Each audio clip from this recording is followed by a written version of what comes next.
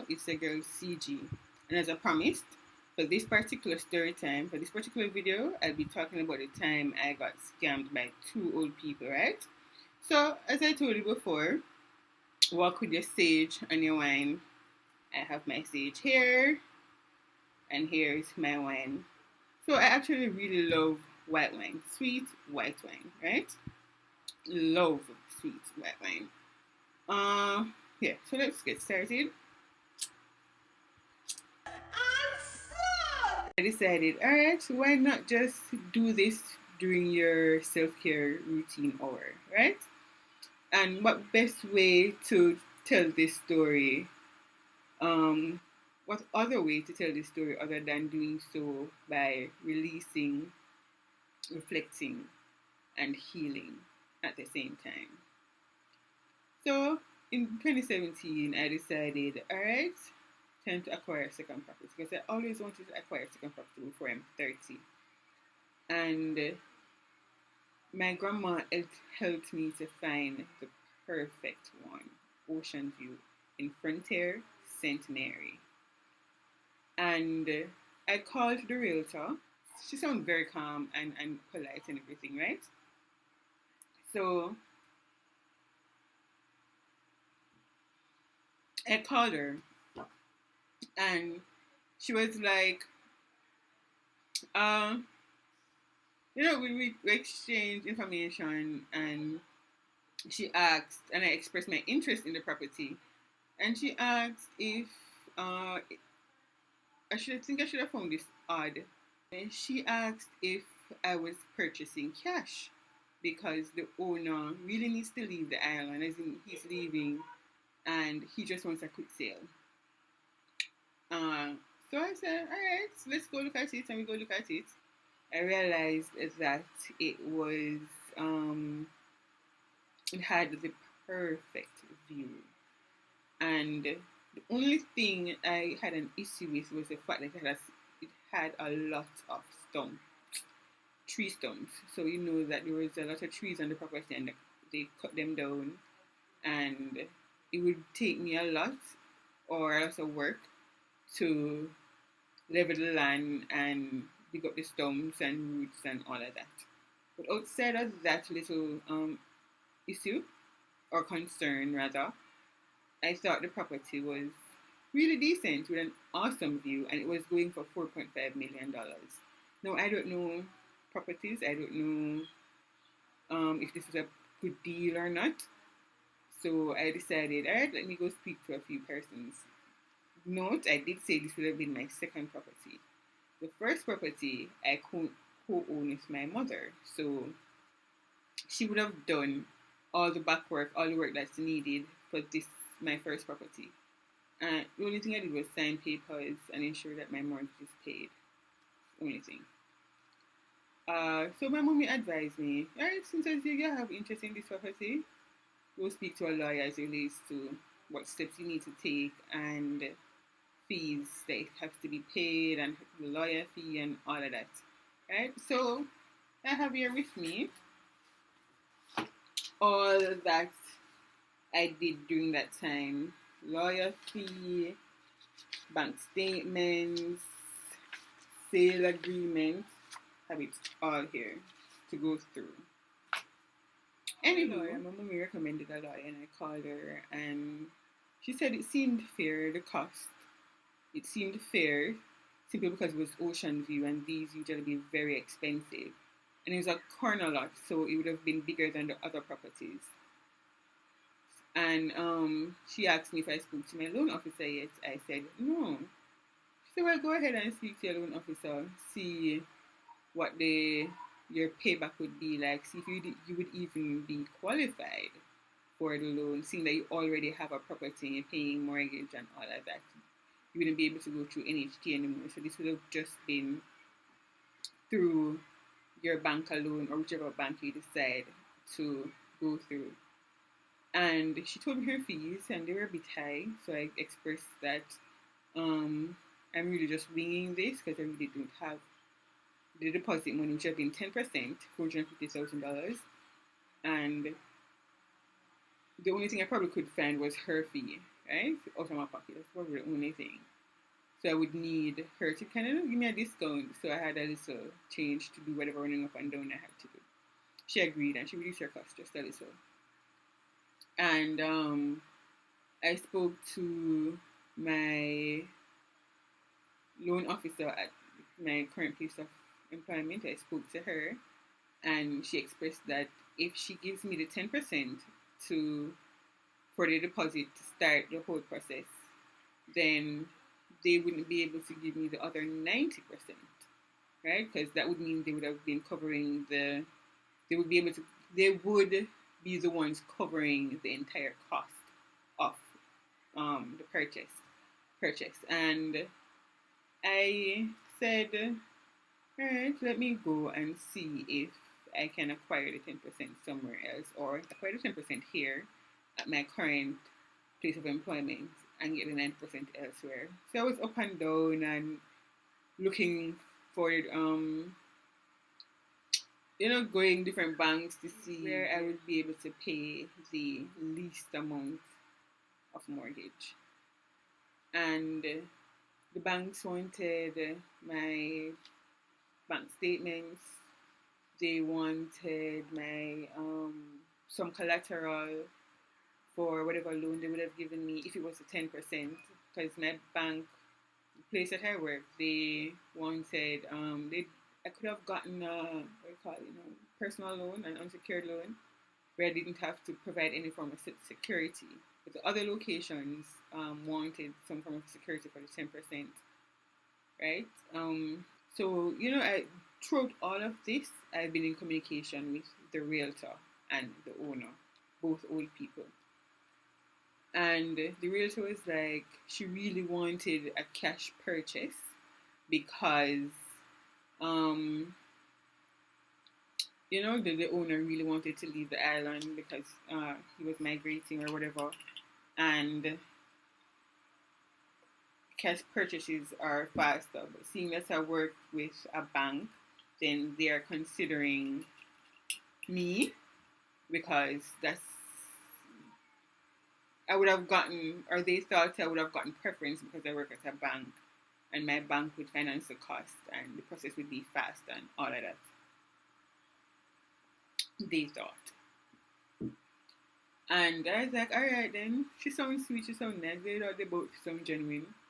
That thought struck me. I was like, do you have any form of, because I really don't want to spend any more money because we're spending a lot at this point in time to get the land surveyed, to get the land valuated. I made my down payment to my lawyer. I gave her half of the money, which is $50,000. So currently I was racking up $100,000 out of my pocket. And I really didn't want to spend any more money as it relates to... I just really didn't want to spend any more money right now, right? So I asked her, do you have any valuation for this property to prove that it is currently $4.5 million, to prove that it values $4.5 million. And she provided the valuation. She did. Like, she provided proof that the property valued $4.5 million. She also provided facts that the property taxes were paid off. Like, she provided all of that information. Everything seemed copaceted. Everything seemed as if it makes sense. Not only did it seem as if the property valued $4.5 million, it also proves that the property belonged to the seller. You get what I say? So at no point in time I believed I was being scammed. At no point. So going through, spending more money, signing the sales deal, stressed, anxiety, everything, feeling overwhelmed, but good overwhelmed. I was tired because I had to be going all over the place to get what I needed. My bank decided I got a promotion, and luckily, right in time, my bank decided, all right, with this higher income, we'll be able to bend a bit and facilitate not only the 10%, and this is after I spent up all of the money to get my land valuated, my current property valuated, surveyed, and everything to go through a different channel to get the 10%, right? So they were willing to facilitate giving me the 10%, and with the increase in my salary, I'll be able to also get the 90%, which would mean the full amount would have been covered by my bank. And I was like, yes, God, everything I come through, everything I work out, stress, everything, we did so pumped, we did so excited. I was really, really excited, right?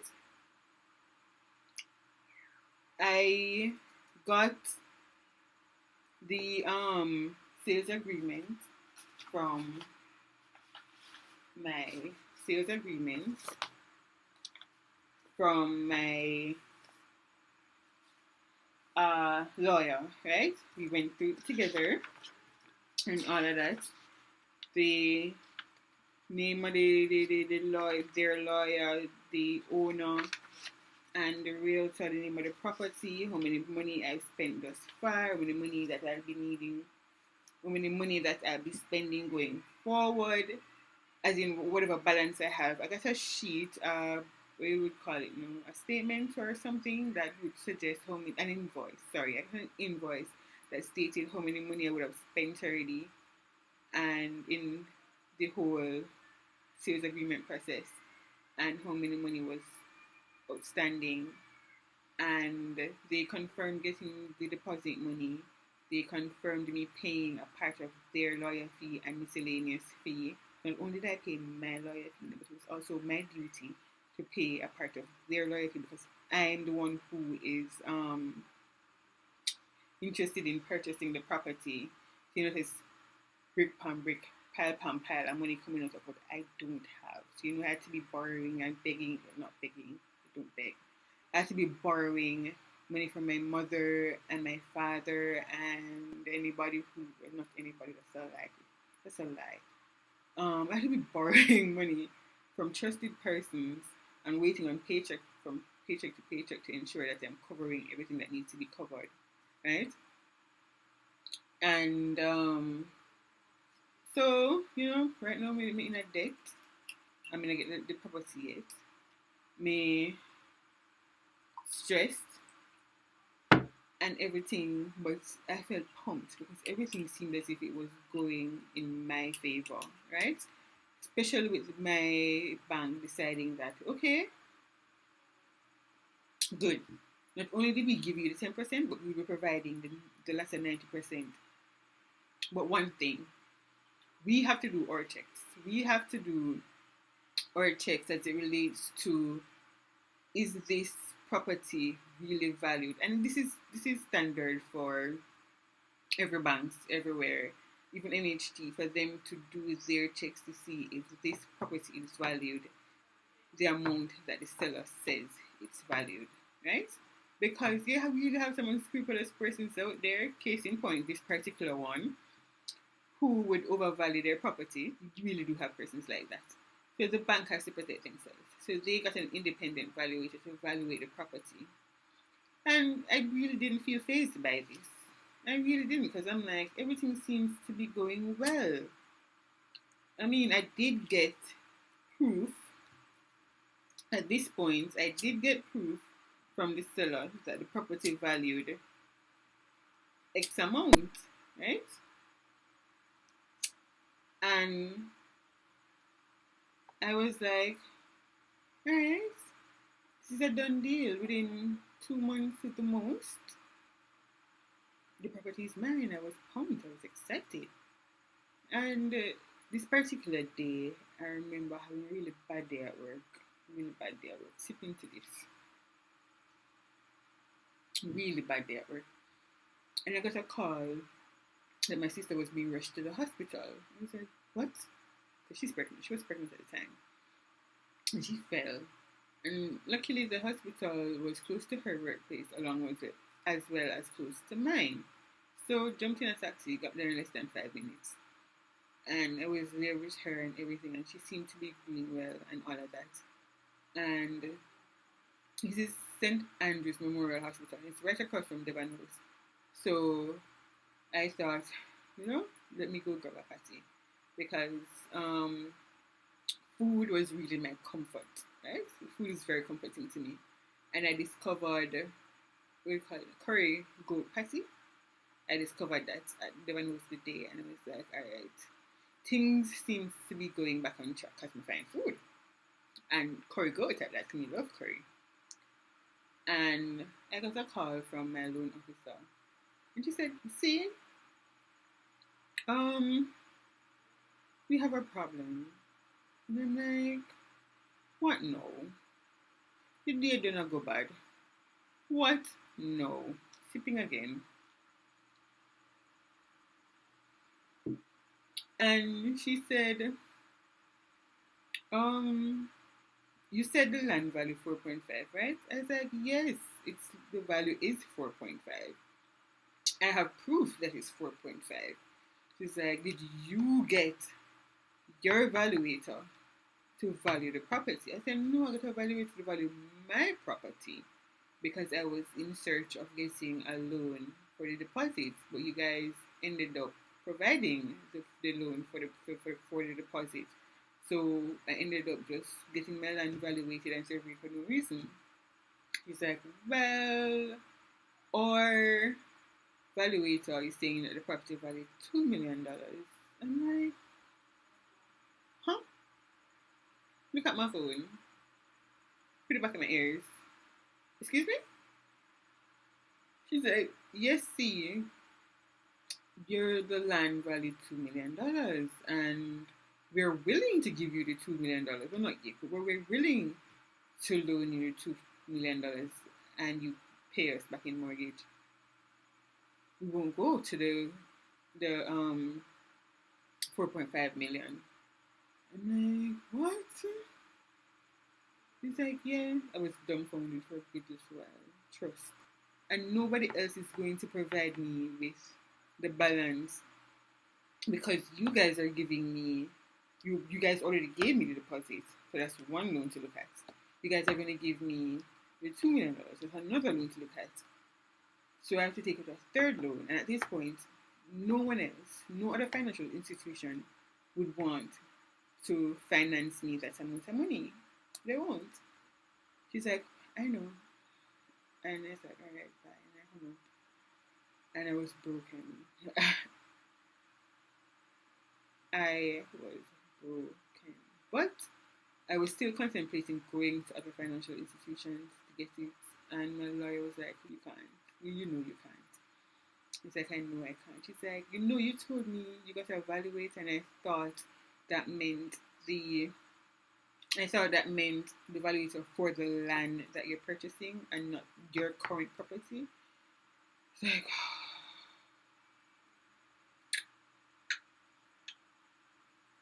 yeah, I know. And she's like, "I won't charge you, I won't ask you for the balance of my fees." He's like, "Okay." But knowing that you're going to break this contract because you signed an agreement, you're going to be the reason to break the sales contract, right? Because you agreed to paying the $4.5 million. So now you're going to have to break it, which means you're going to lose. And I'm like, "What do you mean?" She's like, "You won't get back your $450,000. You won't get that back in full, and whatever money you spent thus far, you won't get that back either." And I'm like, hold on to me, 'cause I'm a little unsteady. Like, what? So not only am I crushed because I'm not getting the property, I'm going to be losing big. He's like, "Yes." I was like, mm, mm, mm, mm. So we were both in possession of the valuation from the the realtor and the owner, the one that they provided us. And when we scrutinized the valuation properly and did our background checks on the persons who signed off on the valuation, it wasn't an actual valuator. It wasn't a company. It was just, who was it? Was it a JP? Yeah, it was a JP that signed the thing. The JP acted as a valuator, signing and stuff like that. But long and short of all of this is that the persons knew what the value of the property was. They know it valued $2 million. What they said to justify their actions was that once I purchased the property and clean it up and all of that, it would be valuing way more than what I bought it for. That's how they slept at night.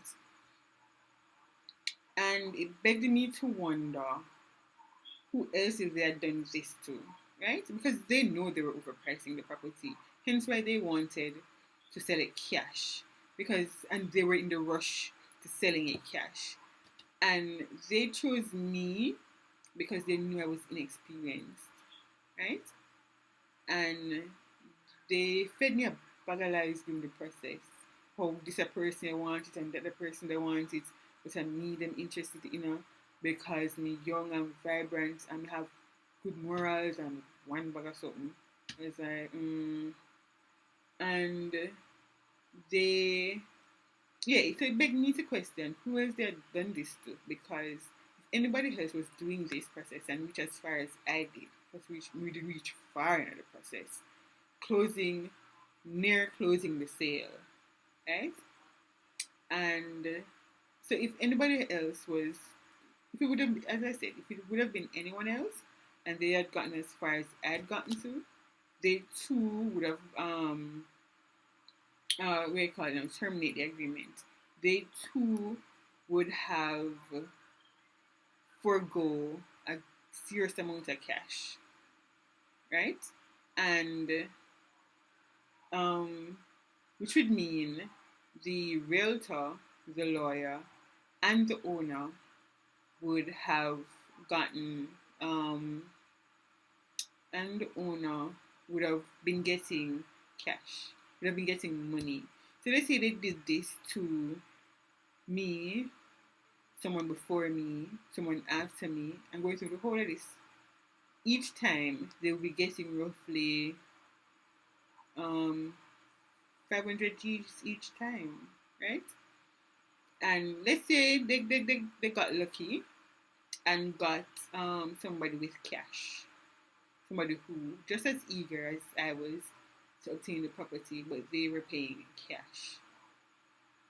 They would have gotten $2.5 million more than what the property actually valued.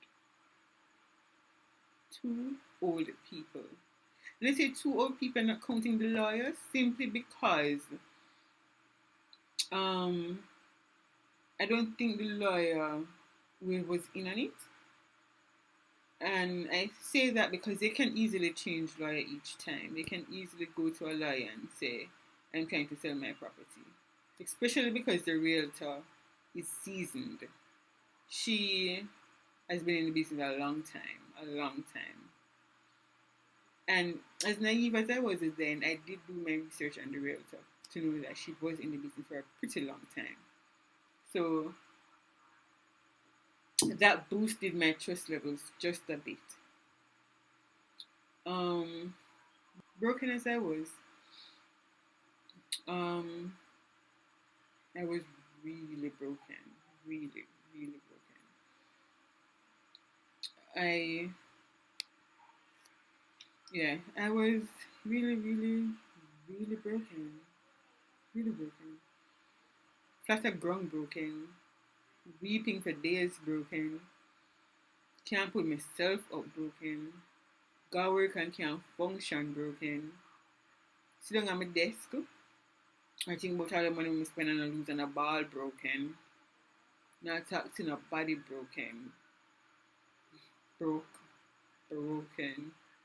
And then um couple weeks to about a month or so later, my lawyer called and said you got back some of the cash.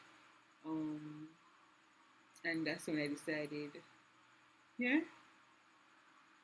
pull yourself up, get up, Christina. Like, girl, get up, put it together. At least you can fix your smile and invest some of your money.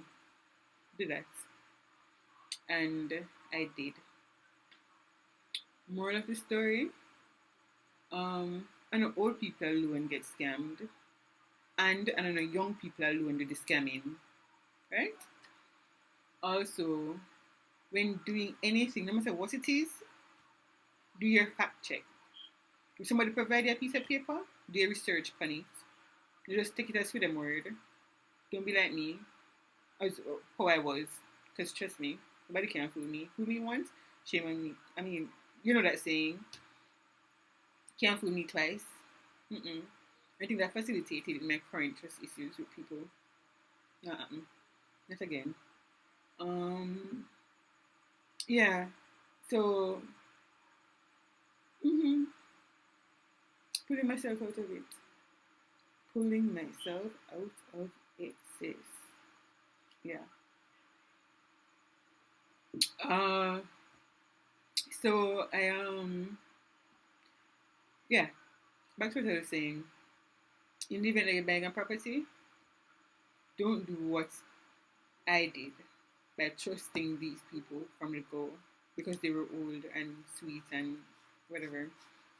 Don't do that. Ensure that you do your background check on the property yourself. Don't take their word as gold. Do your background check on the property. Ask as many questions as you wish. Be annoying because your pocket are gonna burn you. Yeah? Be annoying about it. Be persistent and get a valuator. Evaluate the property, ensure that what they're saying it valued, it value. Right? So my next video will be about the time I actually start my braces process. The time I actually get braces. So, yeah, stay tuned. That would be an interesting story as well. Thank you.